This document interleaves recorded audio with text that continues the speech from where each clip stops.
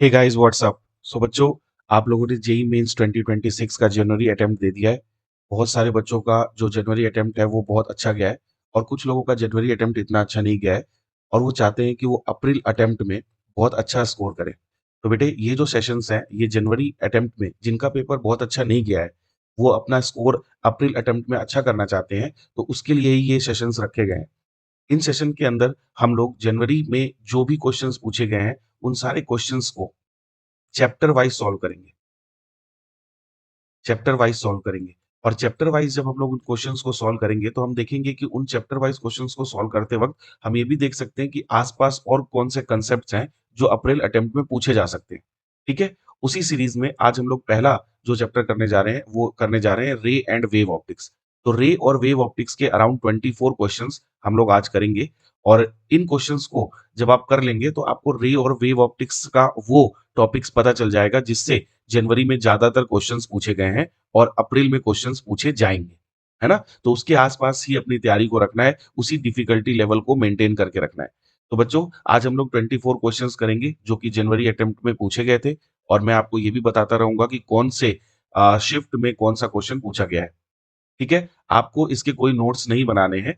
इसके नोट्स जो हैं वो पीडीएफ के बेसिस पर आपको मेरे टेलीग्राम लिंक पर मिल जाएगा, टेलीग्राम चैनल पे मिल जाएगा। तो जिसका लिंक आपको डिस्क्रिप्शन में है, वो लिंक पे आप जाएंगे तो टेलीग्राम पर आपको वो आसानी से ये पूरी क्लास का पीडीएफ आपको मिल जाएगा। ठीक है, अब इसको आपको मुझे प्रॉमिस करना होगा कि आप इस लेक्चर को किसी मूवी की तरह नहीं देखेंगे, किसी सीरीज की तरह नहीं देखेंगे, बल्कि आप हर क्वेश्चन पे वीडियो को पॉज करेंगे और क्वेश्चन को सॉल्व करेंगे। हमें ये रूल फॉलो करना है कि आप अपना एक पेन और पेपर उठा लीजिए जिस पे आप क्वेश्चन सॉल्व कर सके। सारी डिस्ट्रैक्शंस को बंद करिए और बिल्कुल ध्यान लगाइए मेरे साथ क्वेश्चन सॉल्व करने पर। ठीक है, आपको करना क्या है, वीडियो को पॉज करना है, क्वेश्चन को सॉल्व करना है, फिर मेरा सोल्यूशन देखना है। अगर आपने सही किया है तो +4, माइनस किया है तो -1 और ऑनेस्टली अपना आंसर जो है वो कमेंट करना है। वीडियो के या सेशन के एंड में आप देखिए कि आपका स्कोर कितना है और आपका जो स्कोर है उसको कमेंट करिए और एक दूसरे के साथ कंपेयर करिए। ठीक है, और आपको ये भी बताना है कि अप्रैल अटेम्प्ट में, ठीक है, आपका टारगेट जो है वो कितने परसेंटाइल है और आप कौन सी आईआईटी के लिए जाना चाहते हैं। ठीक है, तो आपको तीन चीजें, अपना स्कोर, अपना टारगेट परसेंटाइल और अपनी ड्रीम आईआईटी, इन तीनों का नाम कमेंट सेक्शन में जरूर लिख के बताना है। ठीक है बच्चों, तो आइए आज का सेशन स्टार्ट करते हैं किन क्वेश्चंस के साथ, रे और वेव ऑप्टिक्स के क्वेश्चंस के साथ। ठीक है, चलिए। तो बच्चों, जो हमारा फर्स्ट क्वेश्चन है वो कह रहा है the exit surface of A prism with refractive index n is coated with a material having refractive index n/2। When the prism is set for minimum angle of deviation, it exactly meets the condition of critical angle. So the prism angle is. तो अब सोचो बेटा, यहाँ पर हमें दो चीजें बहुत इंपॉर्टेंट हमारे लिए। एक तो मिनिमम एंगल ऑफ डेविएशन और दूसरा क्रिटिकल एंगल, यानी कि आपको ये दो कंडीशंस को मिक्स करके क्वेश्चन पूछा गया है। तो अगर बच्चों हम लोग एक अपना प्रिज्म ड्रॉ कर ले, मान लो हमारे पास ये प्रिज्म आ गया, तो इसकी ये जो एग्जिट सरफेस है इसको कोट कर दिया गया है। तो जब इस एग्जिट सरफेस को कोट कर दिया गया है तो हुआ क्या कि लाइट जो है वो बेसिकली यहां से आई और ये लाइट रिफ्रैक्ट हुई और रिफ्रैक्ट होने के बाद ये लाइट यहां से ऐसे टीआईआर करते हुए चली गई। ठीक है, इस सरफेस के अलोंग चली गई। तो अब होगा क्या कि यहां पर मटेरियल का रिफ्रैक्टिव इंडेक्स n/2 है और आपका रिफ्रैक्टिव इंडेक्स n है। तो मैं क्या इस सरफेस पे स्नेल्स लॉ लगा दूं? अगर मैं इस सरफेस पे स्नेल्स लॉ लगाऊं तो मेरे पास क्या वैल्यू आएगी? चलो देखते हैं।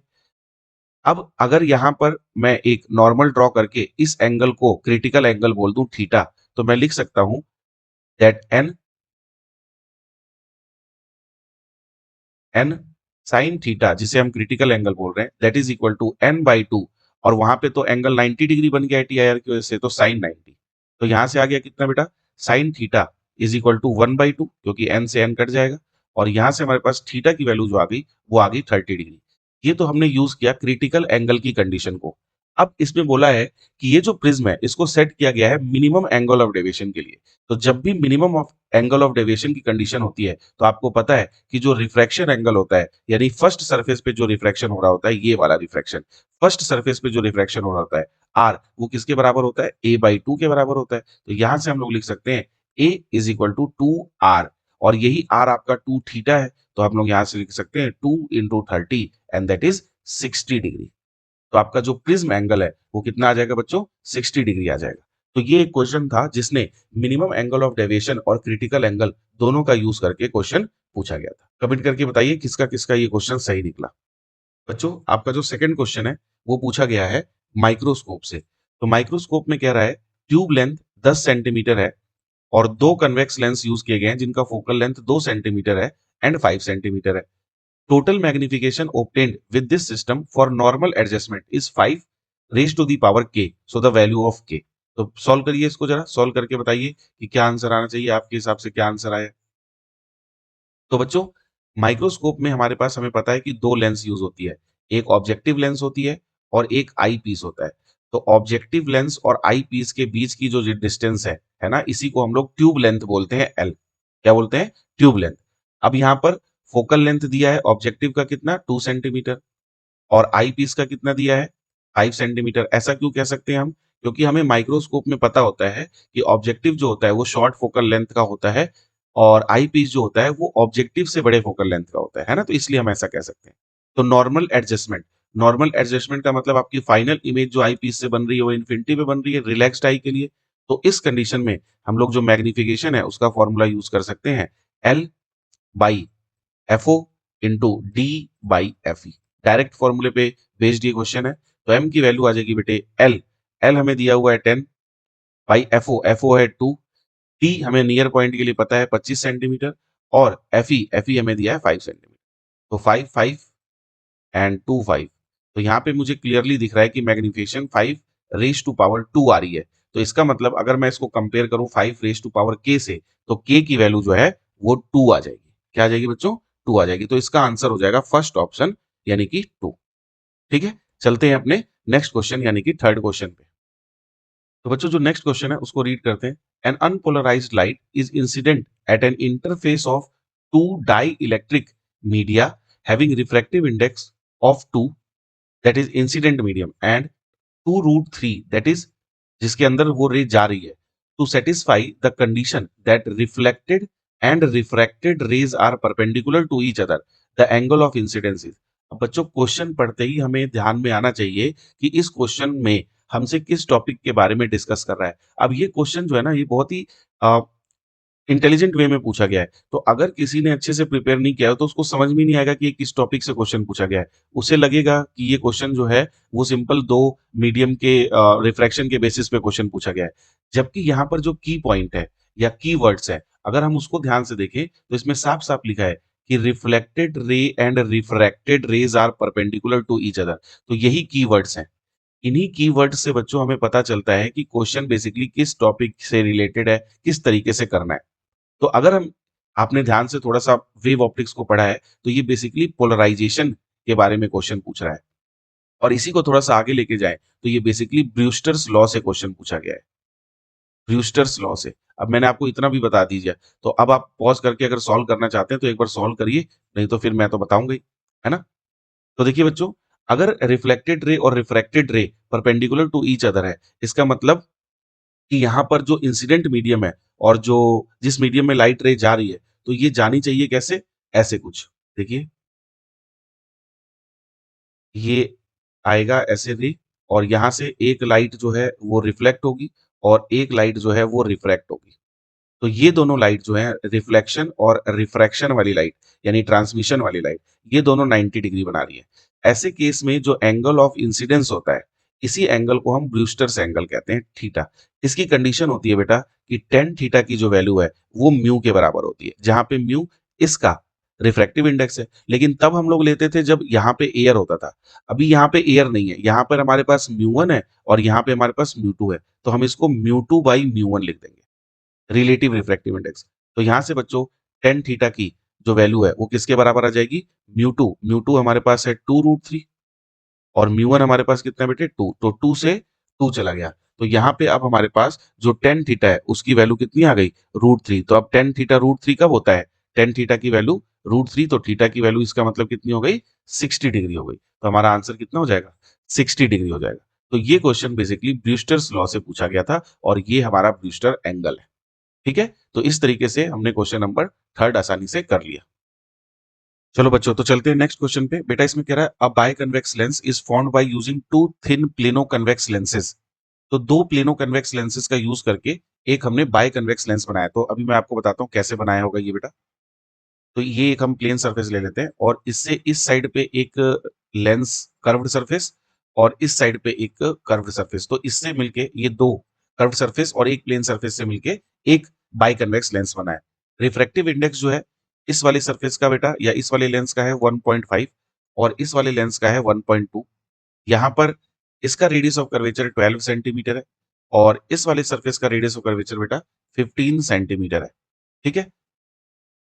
When an object is placed on the left side of the lens, a distance of 30 centimetre from the biconvex lens। तो बेटा हम इसकी एक प्रिंसिपल एक्सिस बना लेते हैं। इस प्रिंसिपल एक्सिस पर एक ऑब्जेक्ट रखा गया है। जो ऑब्जेक्ट है बेटा वो 30 सेंटीमीटर की डिस्टेंस पे है। ठीक है। तो कह रहा है कि what is the magnification of the image. तो बच्चों अब इस क्वेश्चन को अगर हम ब्रेक करें दो तीन पार्ट्स में तो ये क्या क्या हमसे पूछना चाहता है। सबसे पहले बात, तो अगर हम मैग्निफिकेशन के बारे में सोचें तो हमें मैग्निफिकेशन कैसे मिलती है, v बाई यू से, और उसके लिए हमें v चाहिए। अब v कैसे मिलेगा, v हमें मिलेगा बेटा लेंस फॉर्मूला से। इसका मतलब हमें लेंस फॉर्मूला अप्लाई करना है। 1/v minus 1/u is equal to 1/f। अब यहाँ पर जो फोकल लेंथ है वो नेट फोकल लेंथ लेनी पड़ेगी। तो इसका मतलब हमें यहाँ पे एक और फॉर्मूला यूज करना पड़ेगा और वो है लेंस मेकर फॉर्मूला। अगर हम लेंस मेकर फॉर्मूला यूज करेंगे तो हम यहाँ पर यूज करेंगे 1/f which is equal to mu minus 1 into में 1/r1 माइनस 1/r2, जिससे हम इन दोनों का इंडिविजुअल फोकल लेंथ निकालेंगे और उसके बाद नेट फोकल लेंथ के लिए हम लोग क्या कर देंगे बेटा, 1/f net is equal to 1/f1 plus 1/f2। तो चलो इसको करके देखते हैं। इन दोनों का इंडिविजुअल फोकल लेंथ हो जाएगा, पहले का सीधा लिख दूं, अगर हम फॉर्मूले को छोड़ दे सीधा लिख दे तो 1.5 माइनस 1 और 1/r1। इसका r जो है वो 15 सेंटीमीटर है और पॉजिटिव होगा और सेकंड सरफेस इनफाइनाइट पे है। उसका अगर हम देखें तो 1.2 माइनस 1 और उसका जो r होगा वो कितना होगा बेटा, 1/r1 इनफाइनाइट और 1/r2 माइनस 12 लेना पड़ेगा क्योंकि उसका जो कर्वेचर है वो इस साइड है। अब अगर हम इसको सॉल्व करें तो 1/f नेट की क्या वैल्यू आ रही है देखते हैं। यहां से आ जाएगा बेटा हमारे पास 1/2 इंटू 1/15 और यहां से आ जाएगा बेटा हमारे पास कितना 0.2। तो 0.2 यानी कि 2/10 लिख दूं सीधा, 2/10 इंटू यहाँ पे 1/12। तो यहां से आ रहा है 1/30 और यहां से आ रहा है बेटा 1/60। तो f की वैल्यू कितनी आ जाएगी हमारे पास, f की वैल्यू आ जाएगी 60 इंटू 30 अपॉन में 60 प्लस 30 डेट इज 90। तो 20 सेंटीमीटर मान ले, f की वैल्यू आ गई 20 सेंटीमीटर। अब हमें बस लेंस फॉर्मूला लगाना है, तो लेंस फॉर्मूला लगाते हैं बेटा। लेंस फॉर्मूला देखो यहाँ पे लगा रहा हूं मैं, 1/v minus 1/u is equal to 1/v minus 1/u minus 30 है इज इक्वल टू 1/f। तो 1/f 1/20 ले लेते हैं। तो यहां से आ गया बेटा 1/v is equal to 1/20 minus 1/30, क्योंकि यहाँ पे ये प्लस है तो इधर आके माइनस हो गया। तो v की वैल्यू कितनी आ जाएगी, 20 इंटू 30/10। तो कितनी आ गई है 60। जैसे ही v हमारा 60 आ गया हम m निकाल सकते हैं। तो m की वैल्यू आ जाएगी बेटा 60/u माइनस 30 है तो -2। तो यहां से हमारे पास आंसर आ गया कितना, -2। तो ये क्वेश्चन अच्छा क्वेश्चन था। इसमें दो तीन कंसेप्ट का, लेकिन दो तीन कंसेप्ट सेम ही चैप्टर का यूज किया है, लेकिन दो तीन कंसेप्ट दो तीन फॉर्मूला का यूज करके आपसे क्वेश्चन पूछा गया है ना। तो ये अच्छा क्वेश्चन था। चलते हैं आगे। तो बेटा नेक्स्ट क्वेश्चन है हमारे पास ये क्वेश्चन पूछा गया है मॉर्निंग शिफ्ट में 28 को। A beam of light consist wavelength 650 nanometer and 550 nanometer illuminates the young double slits with a separation of 2 millimetre. यानी कि जो स्लिट्स हैं वो 2 मिलीमीटर की सेपरेशन पे है और उन पे लाइट डाली गई है दो अलग अलग लेमडा की। लेमडा 1 है 650 नैनोमीटर, लेमडा 2 है हमारे पास बेटा 550 नैनोमीटर और जो डिस्टेंस ऑफ स्क्रीन है वो है 1.2। तो ये इंफॉर्मेशन तो हमें मिल गई। आगे वो क्या कह रहा है, वो कह रहा है the least distance of a point from the central maxima where the bright fringes due to both the wavelengths coincide. अब सोचो कि ये हमारी सेंट्रल मैक्सिमा है, सेंट्रल मैक्सिमा से किस वाई डिस्टेंस पर दोनों की bright fringe B1 and B2 coincide कर जाएंगी। तो ब्राइट फ्रिंज होती कहाँ है, अगर हम ब्राइट फ्रिंज की बात करें तो ब्राइट फ्रिंज कहाँ पे होती है बेटा, n lambda d by D पे होती है। तो दोनों की अगर कोइंसाइड कर रही है इसका मतलब n1 लैम्डा 1 बराबर हो जाएगा n2 लैम्डा 2 के, क्योंकि दोनों के लिए d बाई डी तो सेम है बेटे। तो यहां से n1 बाई n2 की वैल्यू क्या आ जाएगी, लैम्डा 2 बाई लैम्डा 1। लैम्डा 2 कितना है बेटे 550, लैम्डा 1 कितना है 650।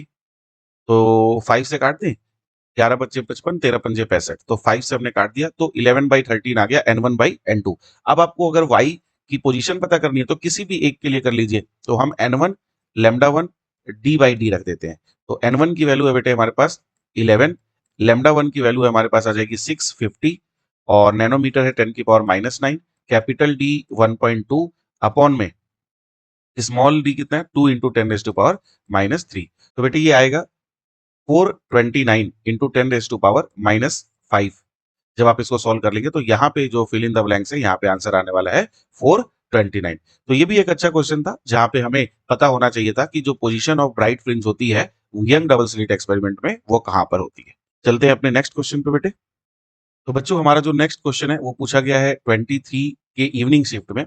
ये क्वेश्चन भी प्रिज्म से है। तो बच्चों आप देख रहे हैं प्रिज्म से काफी क्वेश्चंस आए हुए हैं। तो प्रिज्म आपका एक बहुत ही इंपॉर्टेंट टॉपिक है, इसको नोट करके लिखें कि प्रिज्म जो है उससे काफी क्वेश्चन है। तो अप्रैल अटेम्प्ट में भी प्रिज्म से क्वेश्चन दिख सकते हैं, तो प्रिज्म को बहुत अच्छे से सॉल्व करिए। प्रिज्म में minimum angle of deviation and दूसरा प्रिज्म में टीआईआर का जो कंसेप्ट है, इन दोनों से रिलेशन में क्वेश्चन आ रहे हैं, तो इसको नोट डाउन करें। Prism angle 75 degree, refractive index √3 is coated with a thin film of refractive index 1.5 only at the back exit। तो हम एक प्रिज्म बनाते हैं बेटा, ये हमारा प्रिज्म हो गया। इसके बैक एंड पे एक कोटिंग की गई है, और इस कोटिंग की जो रिफ्रैक्टिव इंडेक्स है वो 3/2 है ना, नहीं √3 है। और प्रिज्म एंगल जो ये एंगल है, ये हमारे पास है बेटा 75 डिग्री। और अच्छा √3 तो ये हमारे पास 3/2 ही है ना, जो मैंने पहले बोला कि कोटिंग जो है वो 3/2 की है। अब क्या रहा है, to have TIR at the back exit surface the incident angle must be. अब सोच के देखो बेटा, यहां से एक रे आई होगी, वो यहां टकराई होगी, टकराने के बाद यहाँ पे हम एक नॉर्मल ड्रॉ कर लेते हैं, एक यहाँ पे नॉर्मल ड्रॉ कर लेते हैं, ये यहाँ पे टकराई होगी, और टकराने के बाद इस सरफेस पे एकदम इसके अलोंग निकल गई होगी, तो यहाँ पर TIR हो गया। जैसे ही यहाँ पे TIR हो गया तो ये एंगल तो 90 डिग्री हो गया। इस एंगल को हम क्या बोल देते हैं बेटा R2, इस एंगल को क्या बोल देते हैं R1, और ये एंगल हमारे पास एंगल ऑफ इंसिडेंस है। लेकिन अगर यहाँ पे TIR हो रहा है तो R2 ही हमारा क्या होगा बेटा, क्रिटिकल एंगल होगा। क्या होगा, क्रिटिकल एंगल।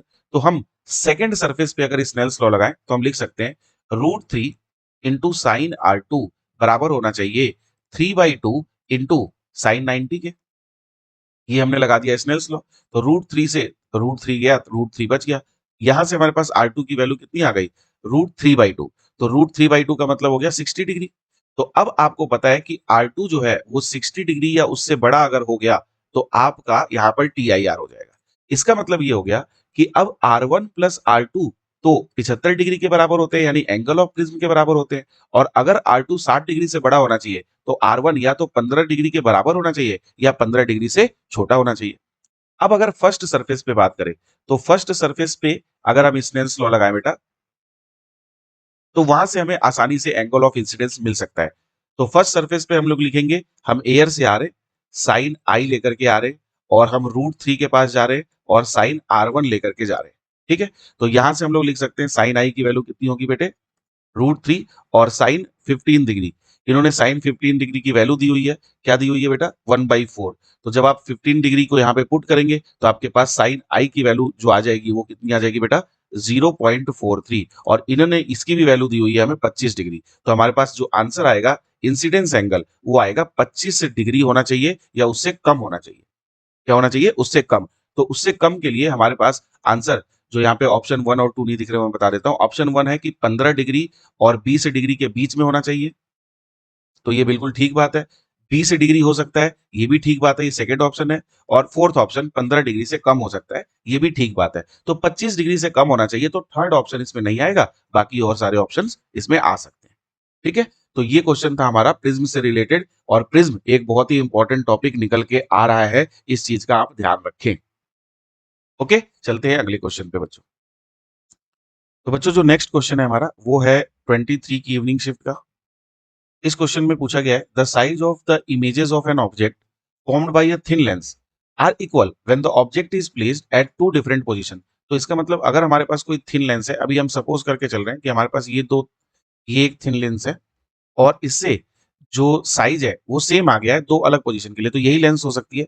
तो एक बार जब यहां रखे तो आपके पास मान लीजिए यहां पर आया होगा इमेज, ठीक है, और एक बार जब थोड़ा और पास रख दिया होगा तो यहां पर इमेज आ गया होगा। लेकिन दोनों इमेज I2 और I1 for the position P1 and P2 same है ना। तो ये जो दोनों पोजीशन है ये 8 सेंटीमीटर और 24 सेंटीमीटर है, तो फोकल लेंथ जो है वो कितना होना चाहिए ये हमसे पूछा जा रहा है। तो क्लियरली है कि फोकल लेंथ 8 और 24 के बीच में आना चाहिए, पहली तो ये बात है, ताकि एक इमेज इधर बन जाए और एक इमेज इधर। अब जब दोनों इमेज अलग अलग साइड बनेगी, इसका मतलब जो मैग्निफिकेशन है वो दोनों तरफ में मैग्नीट्यूड में सेम होगी लेकिन साइन में अपोजिट होगी, क्योंकि भाई हाइट तो सेम है लेकिन इन्वर्टेड है एक जगह पे इमेज। तो m1 बराबर -m2। अब मैग्निफिकेशन का फॉर्मूला क्या होगा? मैग्निफिकेशन का फॉर्मूला होता है f अपॉन में u प्लस f। ये रख देते हैं। तो f पहले केस में f1 अपॉन में u कितना है? -8 ले लेते हैं। तो एक ही है तो f1 रखने की जरूरत नहीं है, सीधे f रख लेते हैं। तो f अपॉन में f -8 और यहाँ रख लेते हैं f अपॉन में f -24। लेकिन यहाँ पे माइनस का साइन आ जाएगा, तो यहाँ से आ गया f -8 is equal to 24 minus f। तो यहाँ से आ जाएगा बेटा 2f इज इक्वल टू कितना? 52। और f की वैल्यू कितनी आ जाएगी फिर? 16। तो ये हमारे पास फोकल लेंथ जो है वो आ जाएगी 16 सेंटीमीटर। ये हमारा आंसर हो जाएगा। तो इसको हमने बड़े आसानी से कर दिया। इसमें बस एक ही चीज समझने की थी, और वो जो चीज थी वो ये समझने की थी कि यहाँ पे नेगेटिव साइन क्यों आ रहा है, और यह भी समझने की बात थी कि अगर दो साइज सेम आ रहे हैं इमेजेस के तो यहाँ पे हमें ये वाली लेंस ही मारनी है। कमेंट करके बताना, कमेंट करके बताना कि यहाँ पर क्या प्रॉब्लम होती अगर मैं इसको कनकेव लेंस मान लेता। क्या कनकेव लेंस के लिए ये क्राइटेरिया फिक्स हो जाएगा, या कनकेव लेंस के लिए क्राइटेरिया सुटेबल होगा मानना, और क्या उसके लिए ये प्रॉब्लम सॉल्व की जा सकती है? जरा प्लीज कमेंट करके बताइएगा। चलते हैं नेक्स्ट प्रॉब्लम। अगला जो क्वेश्चन है बेटा वो थिन प्रिज्म से है। तो थिन प्रिज्म आपको पता है क्या होता है? थोड़ा सा मैं बता देता हूँ। थिन प्रिज्म जो है बेटे, थिन प्रिज्म वो प्रिज्म कहलाता है जहां पर angle of prism less than 10 degree का होता है। और जब ऐसा होता है तो यहाँ पर जो एंगल ऑफ डेविएशन की वैल्यू आती है वो μ-1 इंटू प्रिज्म एंगल के बराबर होती है। ठीक है, इसी फॉर्मूले पे बेस्ड ये क्वेश्चन है। आप चाहें तो एक बार वीडियो को पॉज करके इस क्वेश्चन को सॉल्व करें और फिर वीडियो पे वापस आके अपना आंसर मैच करें। तो चलिए देखते हैं। अगर थिन प्रिज्म का एंगल 5 डिग्री है और रिफ्रैक्टिव इंडेक्स 1.72 है, तो इसको कंबाइन किया गया एक अनदर प्रिज्म के साथ जिसका रिफ्रैक्टिव इंडेक्स 1.9 है। तो बच्चों एक मेरे पास ये प्रिज्म है और इसके साथ मैंने कंबाइन कर दिया एक ये प्रिज्म। ठीक है, तो जब इसको कंबाइन किया तो यहां से एक हमने व्हाइट लाइट डाली और ये लाइट यहाँ पे डिस्ट्रीब्यूट होगी, डिस्पर्स होगी और डिस्पर्स होके ऐसे निकलेगी कुछ। तो ये कह रहा है ये लाइट डेविएट नहीं हुई है ना, लेकिन डिस्पर्जन तो हो गया है। तो ये हो सकता है कि डिस्पर्जन हुआ हो लाइट का। तो लाइट का जब डिस्पर्जन होगा तो कुछ वो ऐसा दिखाई देगा यहाँ पे इस केस में, और ये डिस्पर्जन होगा लाइट का। तो लाइट डेविएट नहीं हुई, डेविएट नहीं हुई इसका मतलब नेट डेविएशन दोनों प्रिज्म के थ्रू कितना होगा बेटा? 0 होगा। अब देखते हैं, इस प्रिज्म का प्रिज्म एंगल मान लेते हैं A1 और इसका रिफ्रैक्टिव इंडेक्स μ1। इस प्रिज्म का प्रिज्म एंगल मान लेते हैं बेटा A2 और रिफ्रैक्टिव इंडेक्स μ2। तो दोनों का डेविएशन ऐड कर देते हैं। डेविएशन 1 प्लस डेविएशन 2 ये दोनों मिलकर 0 होना चाहिए। पहले का डेविएशन कितना है बेटा? 1.72 -1 इंटू में A1, और दूसरे का डेविएशन कितना है? 1.9 माइनस में 1 इंटू में A2। तो यहां से हम लोग लिख सकते हैं बेटा कि हमें कौन सा चाहिए? हमें चाहिए एंगल ऑफ सेकंड यानी A2 चाहिए। तो A2 बाई A1 की वैल्यू कितनी हो जाएगी? A2 बाई A1 की वैल्यू ये हो जाएगी 1.9। इसको ऐसे लिख लेते हैं हम लोग, 1.72 माइनस 1 अपॉन में 1.9 माइनस 1। ठीक है, और यहां से हमारे पास, अच्छा, जब आप इसको इधर लेके आएंगे तो एक माइनस साइन आएगा, तो माइनस साइन को मैंने छोड़ दिया है। माइनस साइन को इसलिए छोड़ दिया है क्योंकि माइनस साइन बस ये बता रहा है कि ये वाला जो प्रिज्म है वो इन्वर्टेड है। ठीक है, जब आप इसको सॉल्व कर लेंगे, तो जब आप इसको सॉल्व करेंगे तो यहां से हमारे पास जो A2 की वैल्यू आएगी बेटे वो आ जाएगी 4 डिग्री। कितनी आ जाएगी? 4 डिग्री। तो हमारा आंसर हो जाएगा 4 डिग्री। ठीक है, तो अब आपको एक और नोट करके रखना है कि थिन प्रिज्म की जो कंडीशन है डेविएशन की, वो पेपर के लिए इंपॉर्टेंट है, जो कि अप्रैल अटेम्प्ट में पूछी जा सकती है। दूसरी चीज, यहां पर condition of dispersion without deviation पूछी गई है, डिस्पर्जन विदाउट डेविएशन।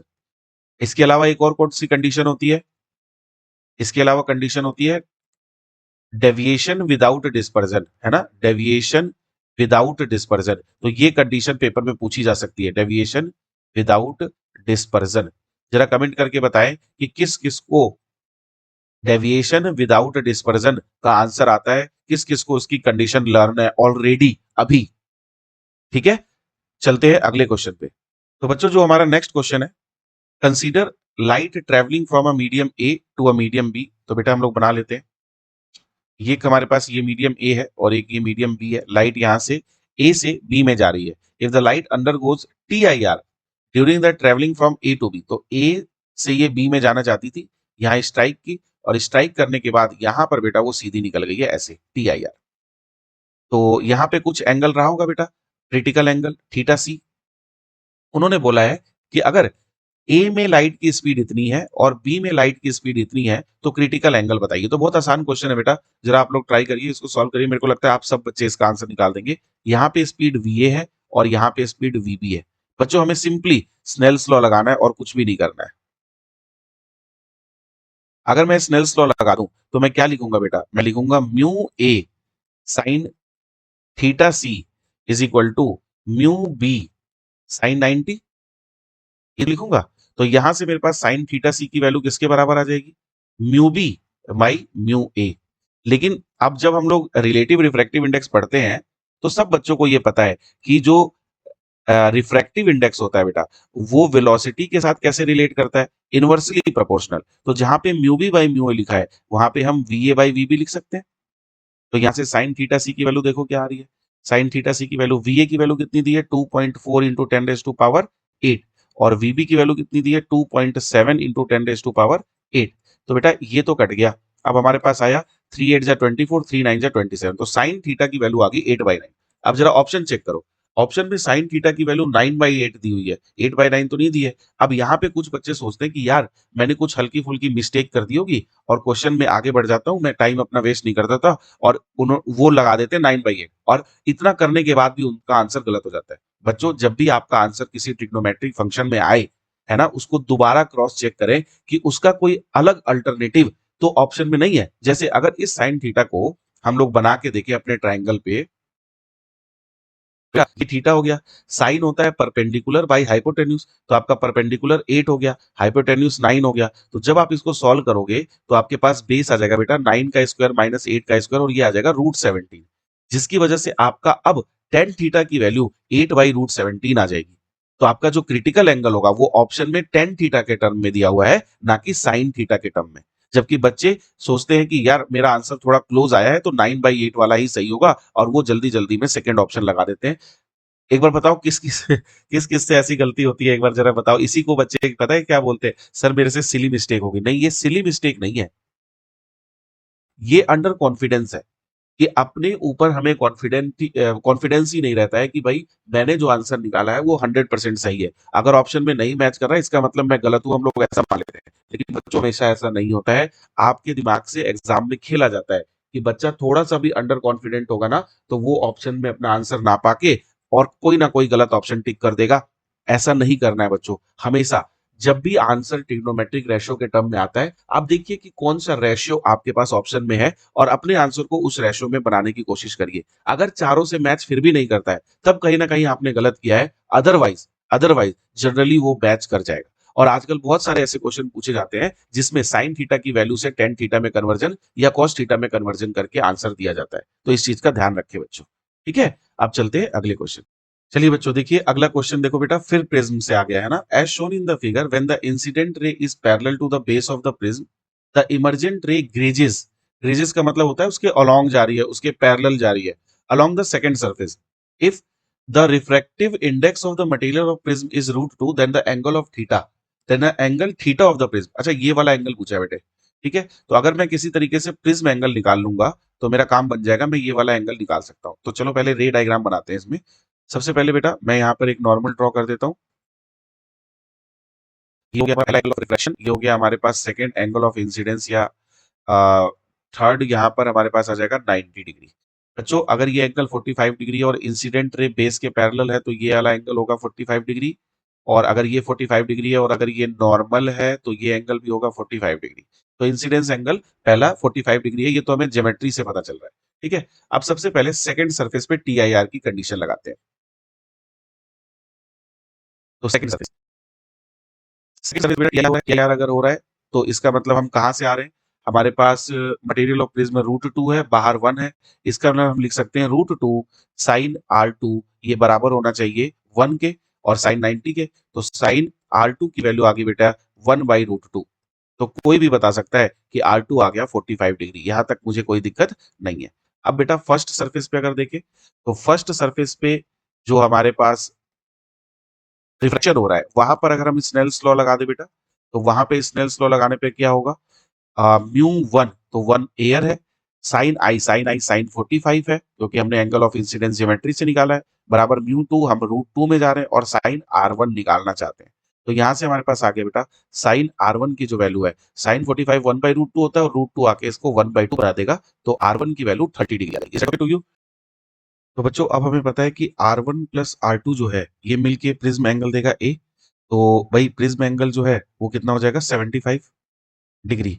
अब हमें पता है कि भाई ट्राइंगल के तीनों जो एंगल्स होते हैं उनका सम कितना होता है 180 डिग्री। तो अगर हम इनको 180 डिग्री के बराबर रख दे तो यहां से हम इजिली कैलकुलेट कर सकते हैं बेटा कि थीटा आ जाएगा हमारा 60 degree.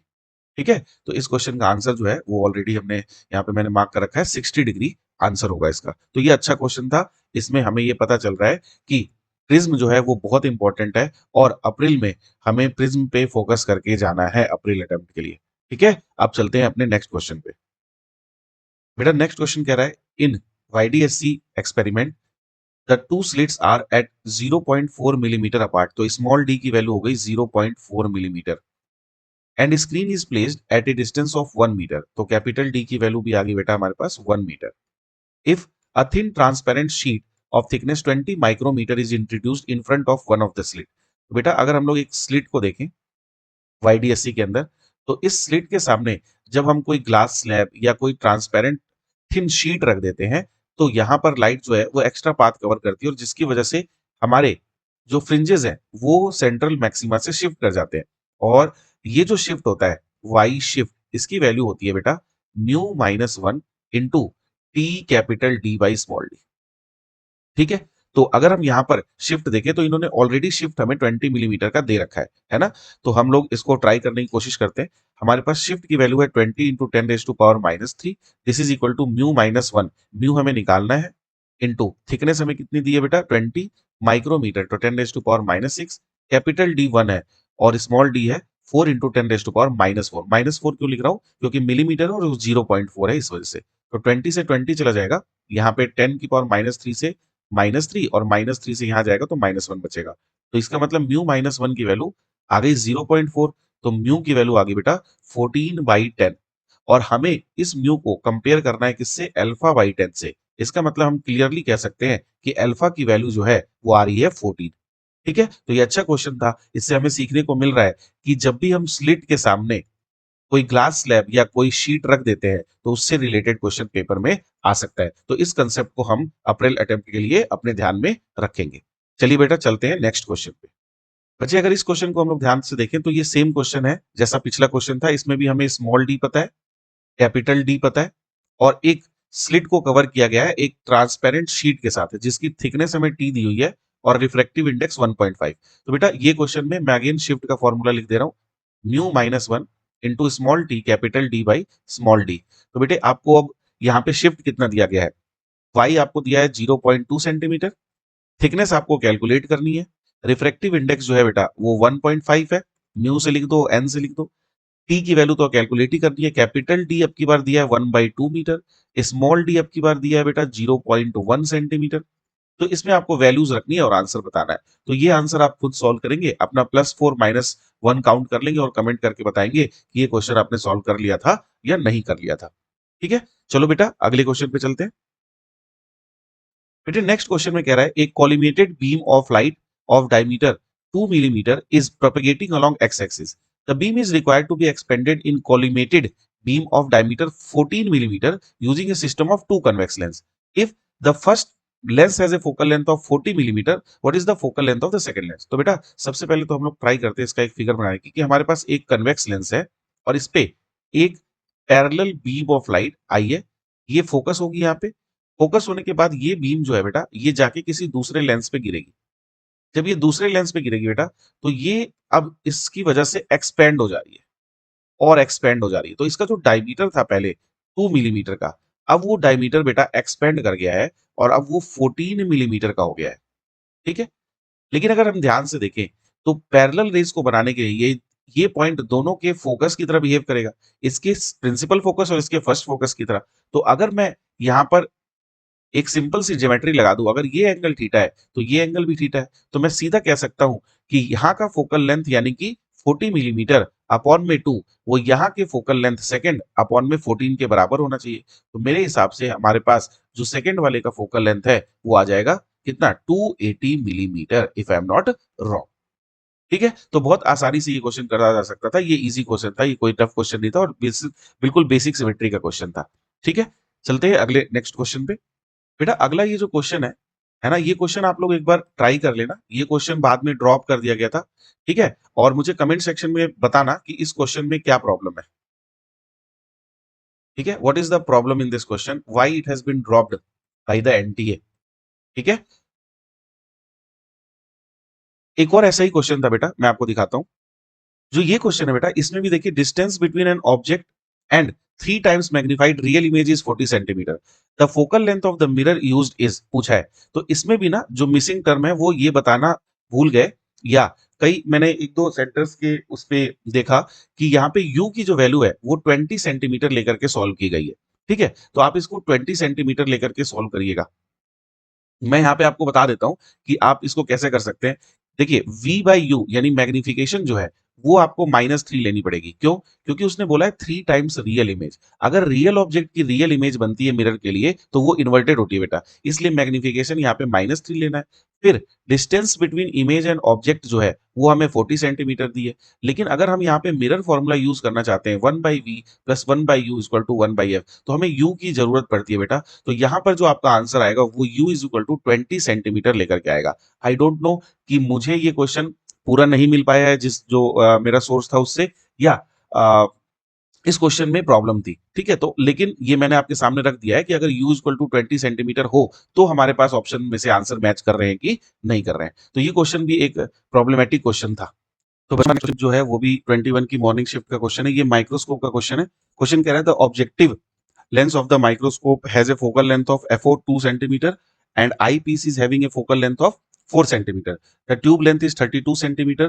The magnification produced by this microscope for normal adjustment. तो बेटा ये आपको पहले ही क्वेश्चन कराया मैंने कि नॉर्मल एडजस्टमेंट के लिए जो मैग्निफिकेशन आती है वो आती है L by F E into D by F, है ना। तो ये आंसर होता है हमारे पास L by F O D by F E, तो एक ही बात है। तो M की वैल्यू कितनी होगी, L कितना है हमारे पास 32, डी कितना होता है नियर पॉइंट 25, एफ ओ और एफ ई कितना दे रखा है बेटा, एफ ओ दे रखा है 2 और एफ ई दे रखा है 4। तो 4 8 जा और ये कितना हो जाएगा 2 4 जा एंड 25 4 जा 100। तो यहाँ पे जो मैग्निफिकेशन आ जाएगी बेटा वो आ जाएगी 100। ठीक है, तो ये आसान क्वेश्चन था, वेरी इजी क्वेश्चन। लेकिन इससे ये पता चलता है कि ये क्वेश्चन बार बार पूछा जा रहा है, तो नॉर्मल एडजस्टमेंट माइक्रोस्कोप की ये आपको रडार पे रखनी है। ठीक है, और ये भी ध्यान रखना है कि इस बार माइक्रोस्कोप पे ज्यादा फोकस है, तो हो सकता है अप्रैल अटेम्प्ट में टेलीस्कोप से ज्यादा क्वेश्चन आ जाए, तो टेलीस्कोप पे भी फोकस रखना है। ठीक है, चलते हैं नेक्स्ट क्वेश्चन पे। तो बच्चों जो हमारा नेक्स्ट क्वेश्चन है वो है स्टेटमेंट टाइप प्रॉब्लम। तो स्टेटमेंट टाइप प्रॉब्लम में जो पहली स्टेटमेंट है बेटा, a plane wave after passing through a prism remains as plane wave but passing through a small pinhole में बिकम स्फेरिकल वेव। तो बेटा अगर हम ध्यान से देखें, मैं एक प्रिज्म बना देता हूँ, है ना। इस प्रिज्म पे अगर हम ये एक रे डालें और इसकी कोई वेव फ्रंट है, मान लो ये वेव फ्रंट है, तो जब ये वेव फ्रंट इस प्रिज्म से इमर्जेंट रे के साथ बाहर निकलेगी तो वो इसी तरीके से निकलेगी, है ना, इमर्जेंट रे के पैरेलल। तो ये बात तो ठीक है कि अगर प्लेन वेव प्रिज्म से पास करती है तो प्लेन वेव के फॉर्म में ही निकलेगी। बट अगर वो एक स्मॉल होल से पास करती है, तो मान लो हमारे पास ये एक स्लिट बना दिया हमने जिसमें एक बहुत छोटा सा होल है, तो अगर हम यहां से एक वेव को भेजते हैं बेटा, है ना, एक मान लो ये प्लेनर वेव है, यही जाके इससे टकरा रही है, तो ये जो होल है वो एक पॉइंट सोर्स की तरह बिहेव करेगा, और पॉइंट सोर्स की तरफ जब बिहेव करेगा तो आपकी जो प्लेनर वेव है वो स्फेरिकल बन जाएगी। तो बिल्कुल सही बात है, स्टेटमेंट 1 तो करेक्ट है। अब बात आती है स्टेटमेंट 2 की। स्टेटमेंट 2 कह रहा है the curvature of A spherical wave emerging from a slit will increase for increasing the slit width. यानी कि अगर हम स्लिट विड्थ को इंक्रीज करें, है ना, तो जो कर्वेचर है स्फेरिकल वेव का वो इंक्रीज कर जाएगा, वो ये कहना चाह रहे हैं। अब सोच के देखो बेटा, अगर हम स्लिट विड्थ को इंक्रीज करते हैं, तो देखो बेटा, अगर हम स्लिट विड्थ को इंक्रीज करें तो डिफ्रैक्शन एंगल जो होता है वो कितना होता है, लैम्डा बाई ए। अब अगर हम ए को इंक्रीज कर रहे हैं, स्लिट विड्थ को इंक्रीज कर रहे हैं, तो इसका मतलब थीटा डिक्रीज होगा, तो स्प्रेडिंग जो है वो कम हो जाएगी। स्प्रेडिंग जो है वो कम हो जाएगी, डिक्रीज कर जाएगी। तो on increasing the slit width the spreading will be lower, या कम हो जाती है। तो अगर एक नैरोअर स्लिट की हम बात करें तो वो ज्यादा अच्छी स्फेरिकल वेव को प्रोड्यूस करेगा, जबकि अगर हम स्लिट विड्थ को बढ़ा दें तो वो अच्छी स्फेरिकल वेव को प्रोड्यूस नहीं कर पाएगा। इसका मतलब स्टेटमेंट 2 जो है वो फॉल्स हो जाएगी। तो हमारा आंसर होगा statement 1 is true and statement 2 is false. तो third is the right answer. I hope you get it. तो बच्चों जो हमारा नेक्स्ट क्वेश्चन है वो है a convex lens of refractive index 1.5 and a focal length of 18 centimetre is immersed in water. The difference in the focal length of the given lens when it is in water and air is alpha into F, so the value of alpha is. तो बच्चों हम लोगों को पता है ये जो question है ये 28 की मॉर्निंग शिफ्ट का क्वेश्चन है, ठीक है। तो चलो बेटा इसको सॉल्व करते हैं। अब इसमें देखो, अगर हम इसकी फोकल लेंथ एयर में लिखे तो 1/f air is equal to लिखेंगे म्यू ग्लास अपॉन में म्यू एयर माइनस 1 इंटू में कन्वेक्स लेंस है तो मैं यहाँ पे 1/r1 1/r2 सीधा 2/r लिख दूं। और वाटर में जब लिखेंगे तो F water is equal to mu glass by mu water minus 1 upon में 2/r लिख दूं, ठीक है। अब इसका रेशो ले लो तो ये कटपुट आ जाएगा, 2/r से 2/r। अब वैल्यूज पुट करके देखते हैं तो 1/f ए इंटू में F water by 1 this is equal to mu glass minus mu air by mu air into में म्यू वाटर अपॉन में mu glass minus mu water लिख सकते हैं। यहां से आ गया बेटा F water is equal to F air, air में कितना था 18 इंटू में mu glass minus mu air. Glass कितना है हमारे पास, ग्लास का निकालना है क्या हमें, the is this the value of alpha. हाँ, तो इसका मतलब हम लोग यहाँ पे लिख सकते हैं म्यू ग्लास का 1.5, तो 1.5 माइनस 1 अपॉन में म्यू एयर 1 इंटू में म्यू वाटर, वाटर है 4/3 और अपॉन में mu glass minus mu water, तो 3/2 माइनस म्यू वाटर 4/3। तो बच्चों ये सब सॉल्व कर लेंगे हम। ये सब सॉल्व करके हमारे पास जो एफ वाटर है वो आ जाएगा 4 इंटू एफ ऑफ एयर। तो बेसिकली 4 ही आ गया एक तरीके से। अगर नहीं 4 कैसे आ गया, एयर की वैल्यू तो 18 दी है, तो ये कितना आ जाएगा हमारे पास f water is equal to 4 into 18, 18 चौक कितना होता है 72, 72। तो अब इसने बोला क्या है, इसने ये बोला है कि the difference in the focal length of the lens which is in water, तो वाटर में 72 और which is in air, air में है 18, तो ये आ गया 54 इस कितने टाइम्स ऑफ फोकल लेंथ, तो 18 3 54, 3 टाइम्स ऑफ फोकल लेंथ, तो वैल्यू आ जाएगी 3। तो हमारा आंसर हो गया 3। मैंने इसको थोड़ा ज्यादा ही सॉल्व कर दिया, थोड़ा और जल्दी से अच्छे से सॉल्व किया जा सकता था। थोड़ा आप जल्दी इसको सॉल्व करने की कोशिश करना है ना। तो ये क्वेश्चन हमारा सॉल्व हो गया। चलते हैं अपने नेक्स्ट क्वेश्चन पे। तो बच्चों हमारा नेक्स्ट क्वेश्चन है अगेन प्रिज्म से। Consider an equilateral prism of refractive index √2, a ray of light is incident on it's one surface at a certain angle I. If the emergent ray is found to graze along the other surface, then the angle of refraction at the incident surface is close to। बेटा ऐसे बहुत सारे question आज के session में हम लोगों ने ऑलरेडी कर लिए हैं। अगेन ये TIR का कंसेप्ट है on the second surface using Snell's law. आप लोग इसको आसानी से सॉल्व कर सकते हैं। तो इसका आंसर मैं आप लोगों को बता दे रहा हूं, इसका आंसर है 50 डिग्री 15 डिग्री। जरूर कमेंट करके बताएं कि किसका ये आंसर आसानी से आ चुका है। इसमें थोड़ा आपको चैलेंजिंग अगर इसको करना है तो आप 15 सेकंड के अंदर आंसर निकालने की ट्राई करें, ठीक है। 15 सेकंड के अंदर आपका आंसर आता है कि नहीं ये भी आप ट्राई कर सकते हैं। चलो तो बढ़ते हैं नेक्स्ट क्वेश्चन पे।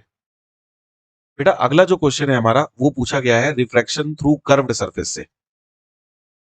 रिफ्रैक्शन थ्रू कर्व्ड सरफेस, तो किस किस को इसके फॉर्मूला याद है। जब रिफ्रैक्शन थ्रू कर्व्ड सरफेस होता है तो हम लोग क्या फॉर्मूला लगाते हैं, μ2 by v minus μ1 by u is equal to μ2 minus μ1 by r. बिल्कुल सही बात है।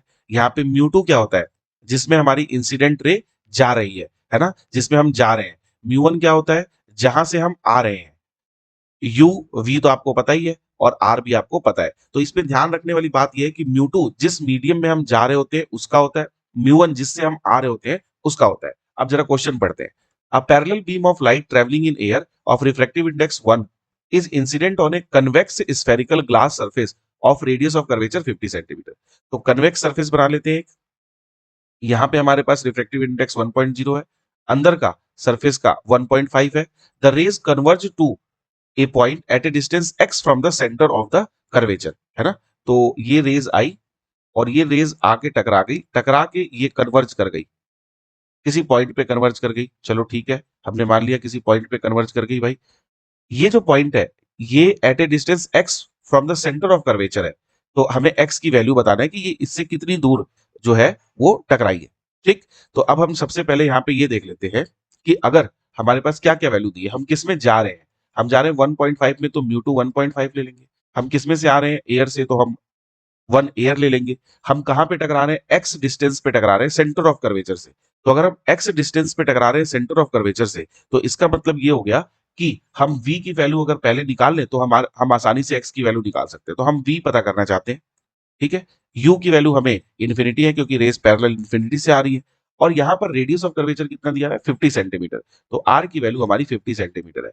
और क्योंकि रेज इधर आ रही है, ये साइड पॉजिटिव होगी, ये साइड नेगेटिव होगी, रेडियस ऑफ कर्वेचर इधर होगा, तो वो पॉजिटिव में +50 लिया जाएगा। यहां तक सब कुछ ठीक है। अब वैल्यूज रख देते हैं।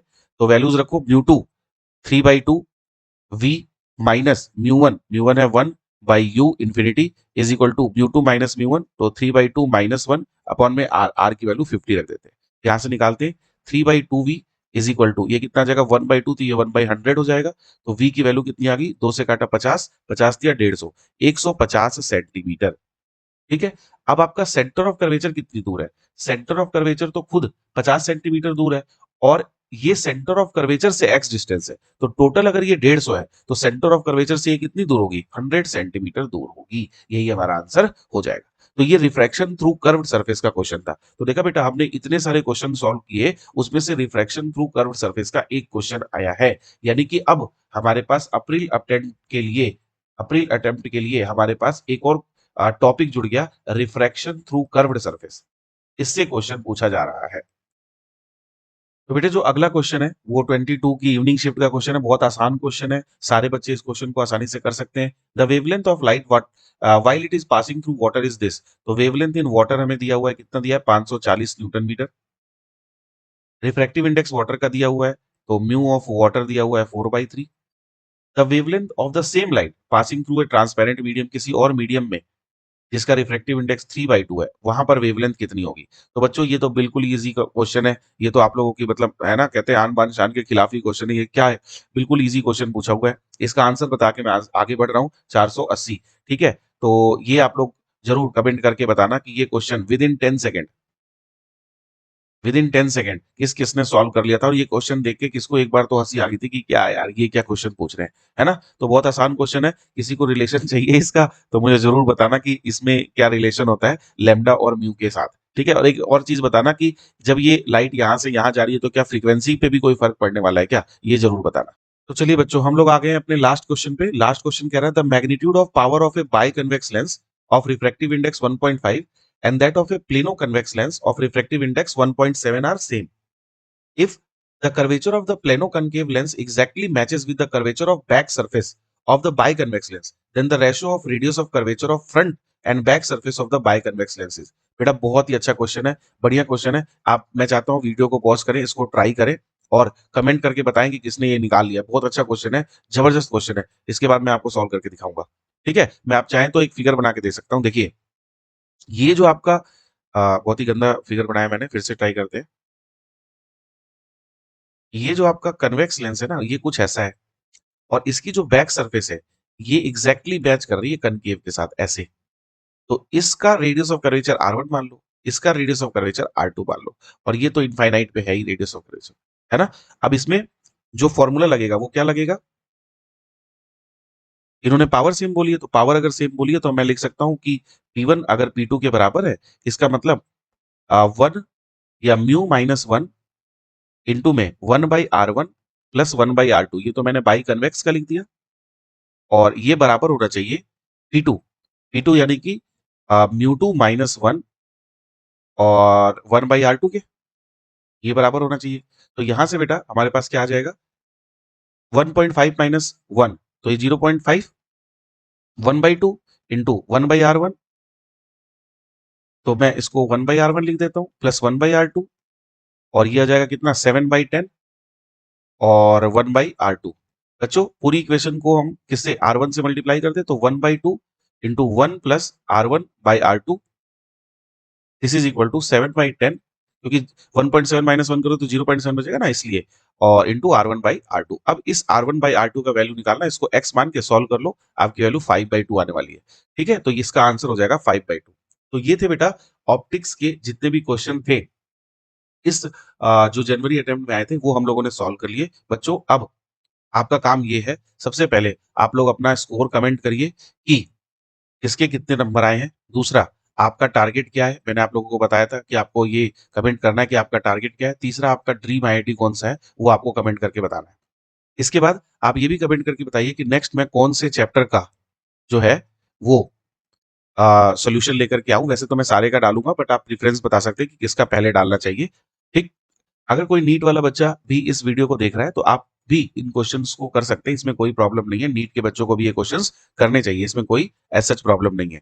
ठीक है, और आपको ये वीडियो पसंद आई है तो अपने दोस्तों के साथ जरूर शेयर करें, सीरियस जो है पढ़ाई को लेकर के, और चैनल को सब्सक्राइब करें। Have a great day.